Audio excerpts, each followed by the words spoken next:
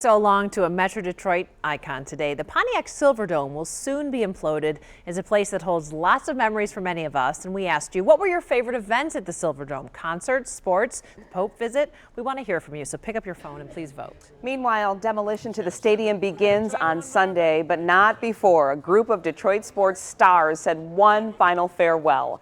From John Sally to Calvin Johnson to Darren McCarty, the list was wide-ranging. Brad Galley was there, and Brad, those are some big names. Yeah, no doubt about it. Whether they played in the Silverdome like John Sally did, or if they were fans just like so many of us, like Darren McCarty told us he was, today a music video gave the guys one last reason to visit. We thought we were going to have access inside the building, but as it turns out, dynamite has already been laid out. It's fine, we were safe, and the stars still had their fun. The Silverdome opened on August 23, 1975.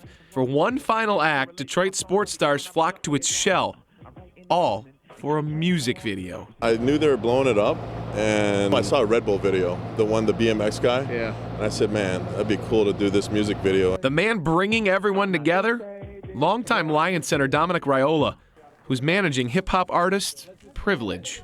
You are the last main event at the Silverdome. Is that crazy to you? That is beyond crazy. Just thinking about it is like kind of, I want to just jump up and like yell. It is a lot of history. I just can remember the crowds of having like 60,000 people in there to watch a basketball game. One by one, they rolled in. Tommy Hearns, Darren McCarty, Calvin Johnson, Rob Sims, Lomas Brown, Earl Curitan.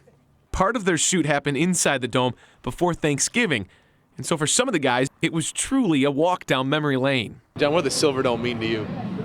Well, it was my first place I played my professional basketball career, 1986. It was cold, and so I remember we came to practice with coats on, but it was ours.